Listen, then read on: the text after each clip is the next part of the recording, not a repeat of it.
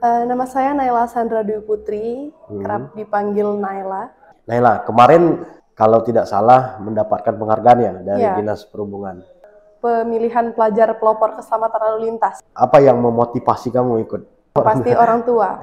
Semua orang pasti mau membanggakan orang tuanya. Yang paling penting itu saya ingin jadi contoh dan ingin juga menjadi motivator untuk teman-teman saya, terkhusus adik-adik saya. Jangan takut mencoba dan berkarya. Apa yang kamu bawa ke situ? Game board. Namanya Pali. Permainan asik lalu lintas kepanjangannya. It's a good game. Kamu pernah di Paskibraka juga ya? Iya, saya Paskibraka Provinsi Sumatera Selatan, perwakilan Kabupaten Pali tahun 2022. Tim inti. Pasukan 8. Pasukan 8. Pagi. Di luar sekolah kemarin saya juga jadi PKS Polres Pali, Pak. Bullshit. PKS itu kepanjangannya Patroli Keamanan Sekolah. Kamu kayaknya termasuk yang agak bengis juga ya, berarti? Enggak juga. Enggak. PIK? KRR. KRR. Iya.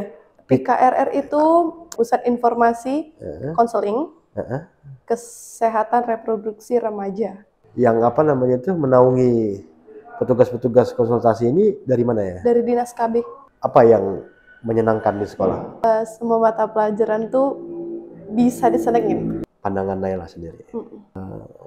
Harusnya lingkungan sekolah tuh seperti apa ya? Dan juga ya enjoy aja di sekolah. Tell me about your dream. You have a dream, of course. Of course I have. Aku mau jadi orang sukses. Saya juga mau membuktikan kalau saya tuh bisa.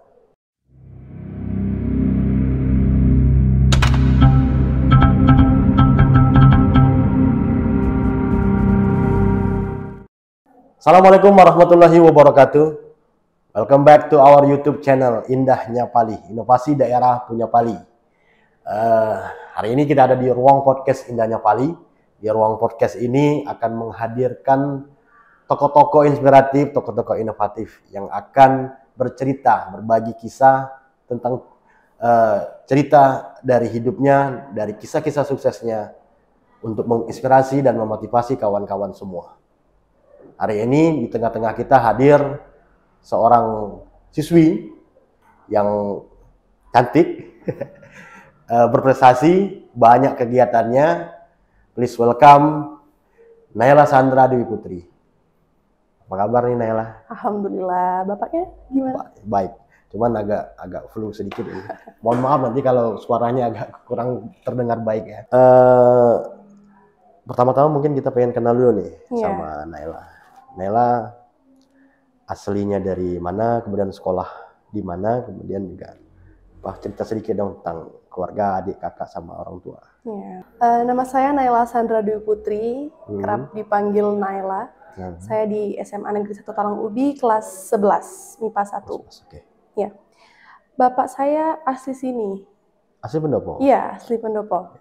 Saya lahir di Batam tanggal 22 Januari 2007. 2007? Iya, 2007 saya. 3 bersaudara, 1 kakak perempuan, dan 1 adik laki-laki. Jadi 2 perempuan, 1 laki-laki. 1 laki-laki. Oke. Sekolah di SMA 1 Talang Ubi. IPA ya? Iya, IPA. Oke. Naila, kemarin kalau tidak salah mendapatkan penghargaan ya dari Dinas Perhubungan. Kalau boleh tahu, apa tuh penghargaan di bidang apa itu? Itu pemilihan pelajar pelopor keselamatan lalu lintas dan angkutan jalan. Iya. Nah, jadi kamu itu apa yang memotivasi kamu ikut lomba dan kompetisi itu pertama kali? Oke. Motivasi saya dalam mengikuti rangkaian lomba-lomba dan prestasi lainnya itu yang pertama yang pastinya itu orang tua. Kenapa? Yang pasti orang tua. Semua orang pasti mau membanggakan orang tuanya yang pasti ya. Terus yang kedua juga saya ingin mengharumkan nama alma mater saya. Dalam hal ini saya di SMA Negeri 1 Talang Ubi. Terus yang ketiga saya ingin mengembangkan potensi dalam diri saya dalam berkarya dan berprestasi.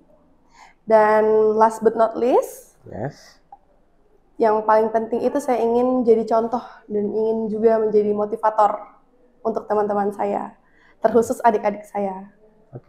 Untuk jangan takut mencoba dan berkarya. Gitu. Banyak ya motivasinya berarti? Ya banyak. Yang akhirnya ikut lomba itu. Pelopor keselamatan lalu lintas. Artinya kalau pelopor adalah orang yang paling terdepan ya. Artinya, bagaimana mengedukasi, memberikan informasi terkait keselamatan jalan dan angkutan ya, angkutan di jalan. Boleh tahu nih apa saja sih yang dilombakan atau yang dilakukan oleh Naila sehingga bisa memenangkan perlombaan itu? Oke. Yang pertama itu karya tulisnya dulu. Kita bikin karya tulis ilmiah yang membahas tentang inovasi kita. Untuk merubah atau mengembangkan keselamatan lalu lintas di Pali ini. Apa upaya kita? Gitu. Kita bikin di karya tulis ilmiah. Lalu kita lomba nih. Kemarin di Hotel Nurtania. Lombanya ya? Iya. Kemarin di situ ada juga lomba tertulisnya. Ada 4 tentang dari Dinas Pendidikan, Dinas Kesehatan, Dinas Perhubungan, sama Satlantas Polres Pali. Oh, itu yang ini yang menjadi apa jurinya? Iya, jurinya. Sebelum mereka jadi juri, mereka juga ada pemberian materi. Oh, ada pemberian materi dulu. Iya, ada pemberian materi dulu. Yang terkait tentang keselamatan lalu lintas ini ya? Baru nanti keempat-empatnya itu ada tes tertulis. Itu, baru besoknya itu presentasi. Menjelaskan lah inovasinya apa, latar belakangnya apa yang kamu upayakan, terus saran kamu apa, gitu. Baru nanti diuji sama juri-jurinya. Apa yang kamu bawa ke situ? Saya bikin game. Bikin game? Ya, game board. Game board. Game board apa? Namanya Pali, permainan asik lalu lintas kepanjangannya. Itu permainan asik lalu lintas itu dia apa yang dimainkan di situ ininya? Jadi game ini itu gabungan dari permainan monopoli sama ular tangga digabung jadi satu. Dimana ular tangganya itu lebih ke game boardnya, kalau monopoli itu lebih ke kartu-kartunya. Jadi mainnya itu kita ya kayak biasa main ular tangga. Kita lempar dadu, kita maju, ada bidak-bidaknya. Terus nanti kalau misalnya kita mendarat di kotak yang bergambar tanda tanya, kita memperoleh pertanyaan dan kita harus jawab pertanyaan itu. Kalau enggak nanti dapat kartu hukuman. Oh gitu. Iya.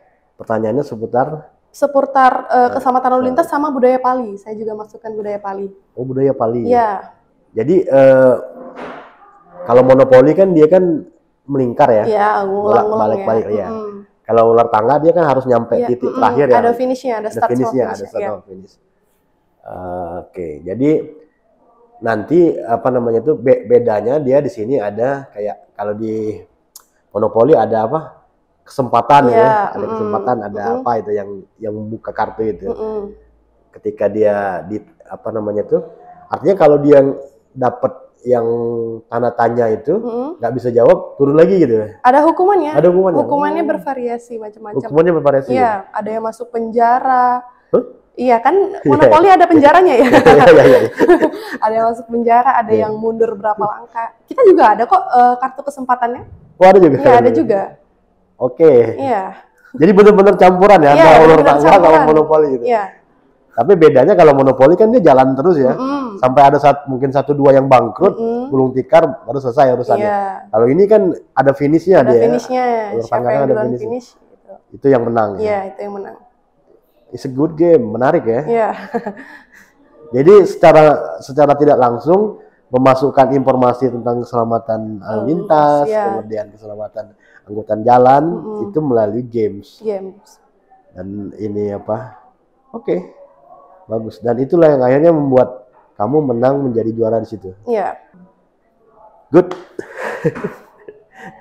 Ada yang lain nggak? Apa prestasi yang pernah kamu ini kan? Kamu pernah di Paskibraka juga ya? Iya, saya Paskibraka Provinsi Sumatera Selatan, perwakilan Kabupaten Pali tahun 2022. Dan kamu masuk dalam apa namanya tuh? Tim Paskibraka itu di tim inti. Pasukan 8. Pasukan 8. Pagi penaikan. Iya. Ya. Kenapa kemarin ikut Paskibraka? Karena kakak juga Paskibraka. Itu motivator saya. Atau dia yang adik harus masuk juga deh itu. Enggak, saya yang tertarik. Oh, kamu yang tertarik? Iya, saya yang tertarik. Sebelum kakak jadi Paskibraka itu saya sudah tertarik. Iya. Iya. Apa yang bikin tertarik jadi paskibraka? Keren ya. Dalam pandangan kita dulu tuh keren. Mungkin orang-orang juga mandangnya keren. Jadi saya mau juga dipandang keren gitu. Karena juga itu juga melatih mental masuk paskibraka itu. Ya. Sama fisik. Fisik dan mental.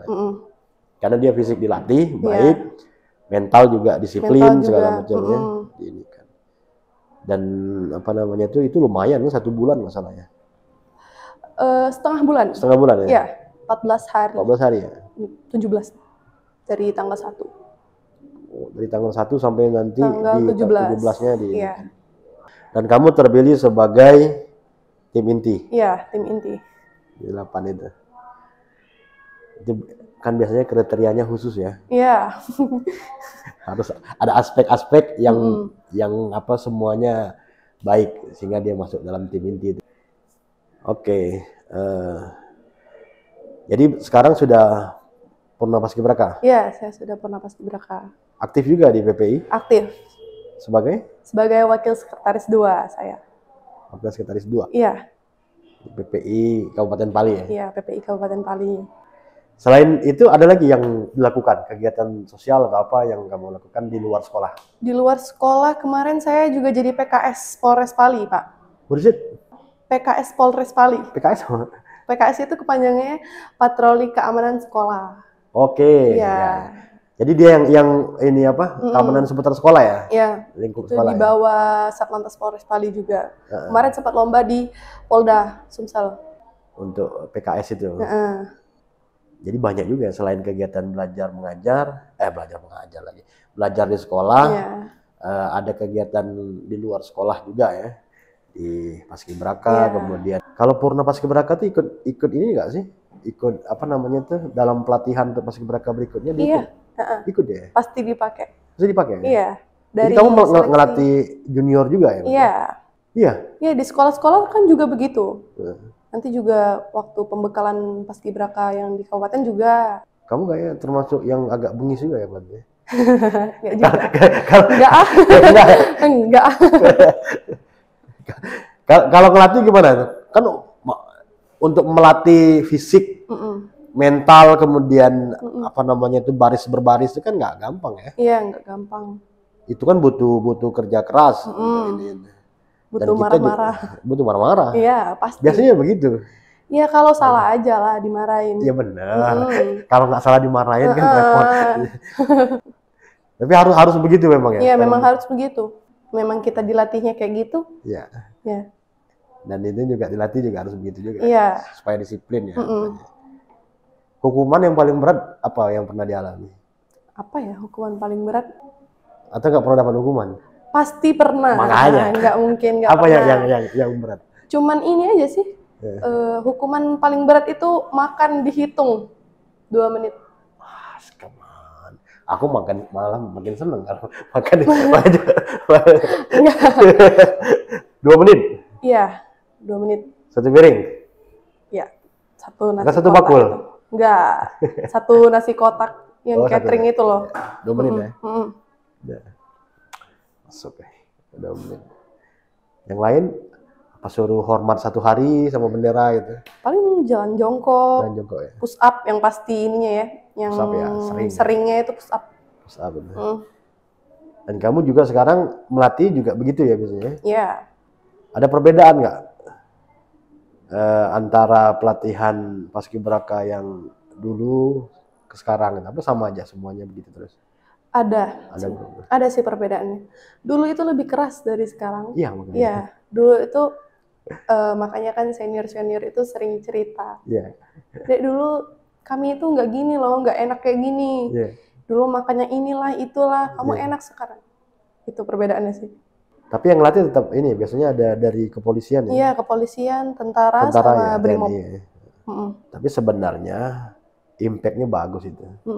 Secara fisik kita baik, mental juga siap, percaya diri berasa ya? Iya. Percaya diri. Kelihatan kamu sekarang percaya diri sekali. Oke, ngomongin aktivitas itu, ada aktivitas lain yang sifatnya sosial itu, yang tentang ini dilakukan. Yang sifatnya sosial, saya ikut PIK KRR. PIK? KRR. KRR. Iya. Kayak semuanya ada singkatan. Tadi PKS, sekarang PKR. Ini apa lagi nih PKR? PKRR itu pusat apa ya kepanjangannya? Pusat Informasi Konseling Kesehatan Reproduksi Remaja. Kesehatan reproduksi remaja. Iya. Jadi dia mengkonsultasikan gitu ya, mengkonselingkan bagaimana kesehatan reproduksi remaja. Seberapa urgent ini dilakukan untuk sekarang? Apakah anak-anak sekarang ini dengan kesehatan reproduksinya itu lebih rentan dibanding dulu atau gimana? Kenakalan remaja sih. Hah? Kenakalan remaja. Remaja sekarang nakal? Kayak gitu, pergaulan bebas. Jadi karena disenyalir remaja sekarang ini memiliki kerentanan terhadap kenakalan, kemudian ke pergaulan bebas lebih rentan, makanya itu perlu dilakukan. Perlu. Oke, apa yang dilakukan di situ? Konseling. Itu gimana nih? Prosedur kerjanya kayak gimana? Di sekolah biasanya. Oh, ke sekolah-sekolah. Ya, konseling. Kita menerima cerita, konsultasi sama kita, kita yang kasih masukan lah, apalah, nasihat, segala macam kayak gitu. Karena sekarang itu lagi maraknya pernikahan dini. Pernikahan dini? Iya. Banyak yang menikah di usia muda? Iya, di bawah umur. Seberapa banyak kasusnya? Banyak.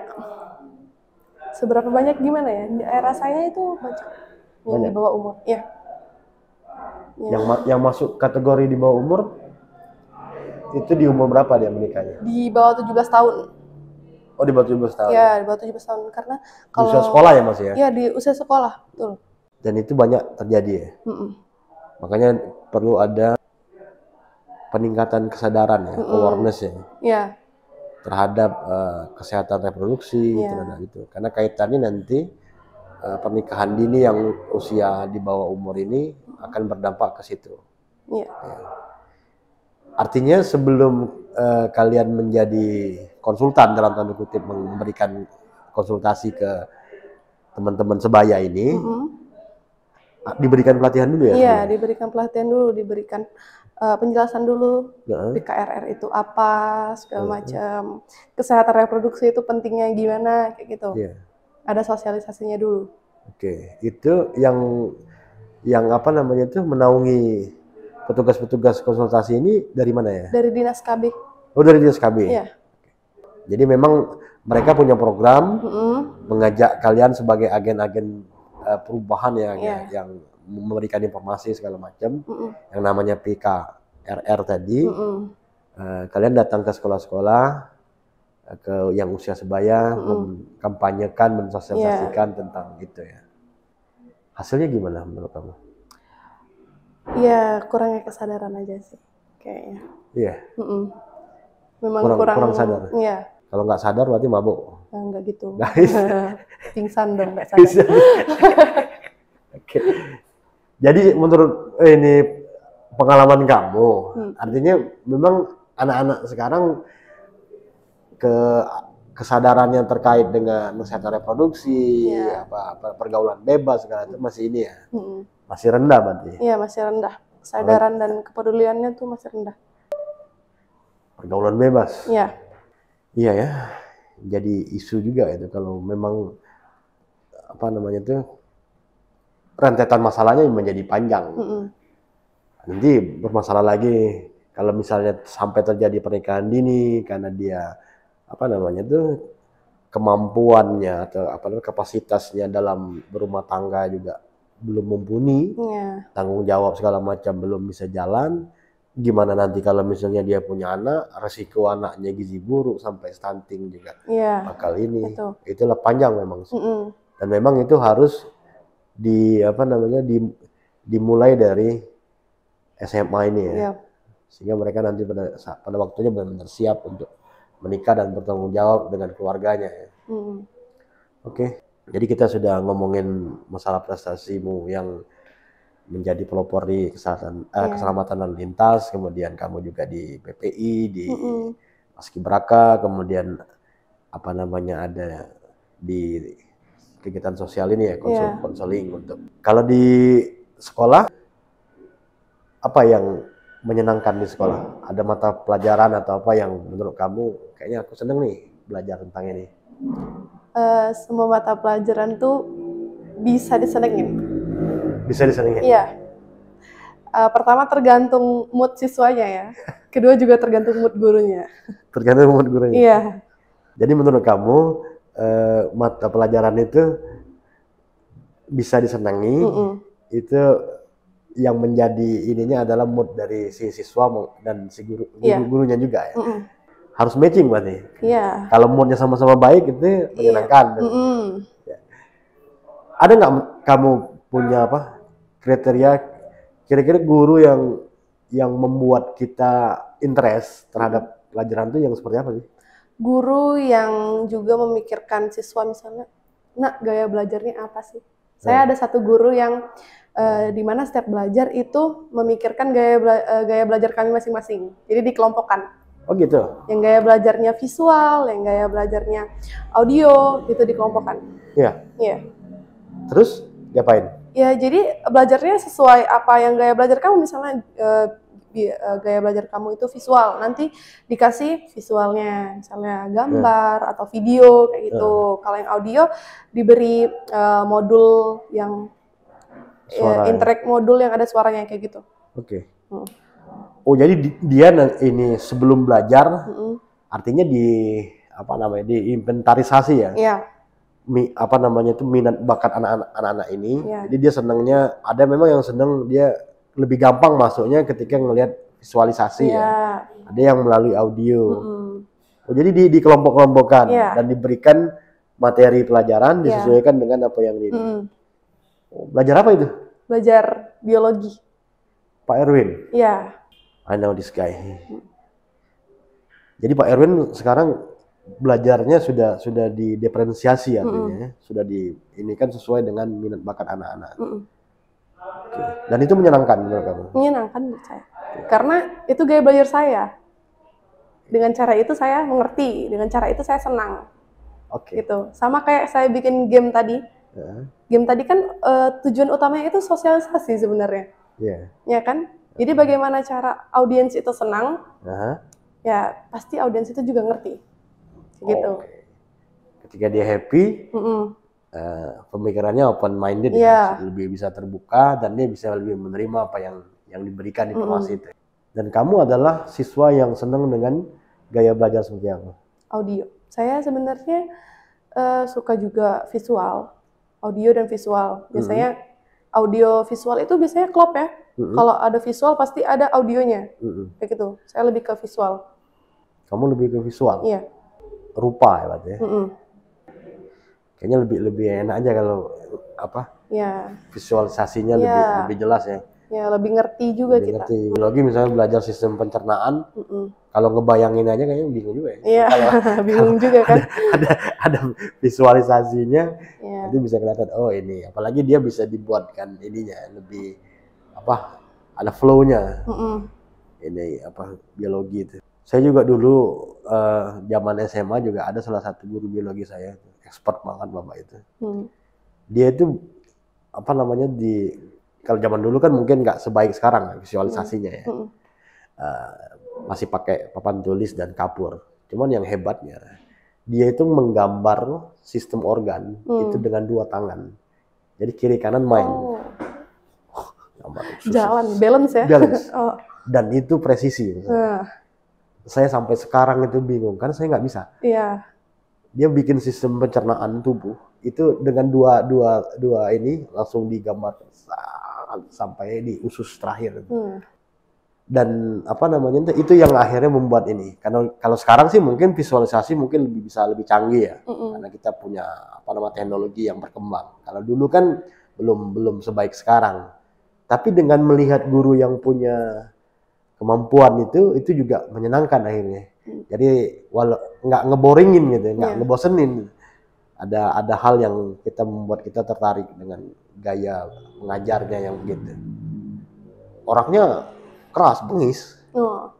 Tapi kita tetap excited itu mendengarkan karena memang yang diajarkan pada saat itu adalah yang sesuai dengan kehidupan sehari-hari. Kalau bicara biologi kan kita lekat sekali dengan kehidupan sehari-hari. Misalnya kita sistem pencernaan ngomongkan misalnya pada saat kita melakukan buang air segala macam itu kan prosesnya seperti apa. Nah, itu diterjemahkan dalam dalam bentuk visualisasi yang itu. Oh, sekarang sudah begitu ya? Iya. Oke. Nailah, karena kita sekarang ada di di 2 Mei kemarin, Hari Pendidikan Nasional. Saya pengen deh, kira-kira menurut pandangan Naila sendiri, harusnya lingkungan sekolah itu seperti apa ya, supaya nanti bisa mengakomodasi kebutuhan dari si murid sama kebutuhan yang zaman sekarang gitu. Karena kan kita ini kan bergeser terus ya. Semuanya berkembang. Kalau dulu mungkin kebutuhan akan nilai akademis itu menjadi poin penting. Karena mau masuk ke universitas segala macam itu kan membutuhkan nilai-nilai itu. Nah, sekarang kan dunia kan semakin terbuka. Ada transformasi digital yang sangat pesat gitu. Masuk ke dalam semua sektor kehidupan termasuk juga pendidikan. Nah, menurut Naila sendiri harusnya gimana nih lingkungan sekolah itu supaya dia bisa mengakomodasi semua minat dan bakat daripada siswa? Yang pertama, lingkungan sekolah tuh harusnya enjoy. Jadi tidak ada satu orang pun warga sekolah yang merasa terintimidasi ataupun yang lainnya. Terus yang paling mendukung ini sebenarnya nggak harus kerjasama dari gurunya, dari siswanya juga. Harus ada kesadaran dan kepedulian. Gitu. Harus ada kesadaran dan kepedulian. Karena kan kalau tentang kedisiplinan sih, masih banyak siswa yang masih melanggar aturan sekolah, kayak gitu. Dari siswanya juga harus benar. Jadi lingkungan sekolah tuh nggak ada yang namanya marah-marah nih. Kalau misalnya semua siswanya benar, gitu. Iya, nggak buang energi juga ya. Iya. Kalau siswanya semuanya benar. Jadi menurut kamu lingkungan sekolah harus enjoy? Iya. Harus menyenangkan ya? Harus menyenangkan. Supaya nanti anak-anak yang datang ke sekolah itu setiap hari dia punya punya motivasi, punya gairah ya untuk sekolah, sehingga nanti juga belajarnya juga lebih baik. Apa yang membuat suasana sekolah itu bisa enjoy? Ya gitu, gaya belajar ya. Gaya belajarnya. Sama lingkungannya juga. Kalau sekarang gimana? Ya enjoy. Ya, sekarang itu udah hampir nggak ada kasus bully. Iya. Ya, di sekolah saya ya. Iya. Iya. Nggak ada sama sekali. Iya. Oke. Apa itu yang membuat itu sudah tidak ada lagi? Ya itu tadi kerja sama siswanya. Kerja sama siswanya. Tidak ada yang namanya yang tidak menghargai perbedaan. Gitu. Menerima perbedaan. Dan juga ya enjoy aja di sekolah. Terus apakah menurut kamu sekarang ini kan kita nih di sekolah itu kan anak-anak yang datang ke sekolah itu kan dia dengan berbagai latar belakang ya. Baik itu dari keluarga, kemudian juga minat yang mereka ini, kemudian bakatnya, dan semuanya itu tidak mesti sama kan. Di sekolah yang ini sekarang menurut kamu anak-anak yang punya minat mungkin di luar akademik atau punya bakat bahkan di luar akademik, misalnya ada di olahraga atau di seni itu, sekolah udah cukup support belum itu? Iya, dicari. Ya. Kemarin ada pekan olahraga kemarin, dicari minatnya, bulu tangkis, sepak bola, itu ada kok seleksinya. Ada seleksinya. Iya, disupport. Terus juga yang kayak inovasi daerah kemarin, itu juga dicari kok. Iya. Dan diberikan support itu. Iya. Supportnya dalam bentuk apa? Iya, diarahkan. Oh, diarahkan. Iya, diarahkan. Artinya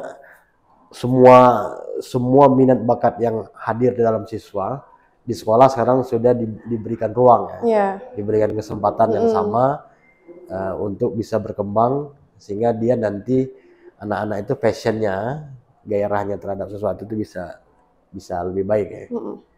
Dan menghasilkan prestasi juga yang lebih baik. Iya. Iya. Iya. Okay. So tell me about your dream. You have a dream, of course. Of course I have. What is dream? Aku mau jadi orang sukses.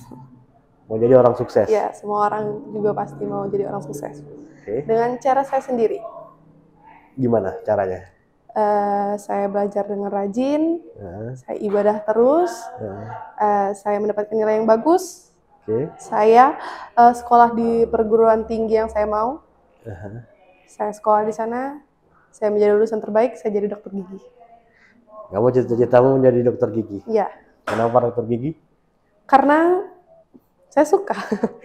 Saya juga mau mematahkan stigma di mana gimana ya? Orang tua sih. Ya, saya juga mau membuktikan kalau saya tuh bisa. Ya, karena orang-orang mikirnya dokter gigi tuh susah ya kalau kedokteran tuh. Nah, saya mau membuktikan saya bisa. Orang tua juga nyuruhnya ke sana, ngarahinnya ke sana. Kebetulan juga saya minat.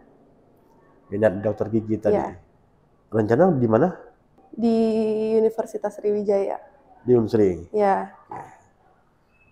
Jadi dokter gigi ya. Jadi memang sekarang fokus terhadap cita-cita itu di apa namanya itu, jalur masuknya kan sekarang sudah banyak ya sekarang ya.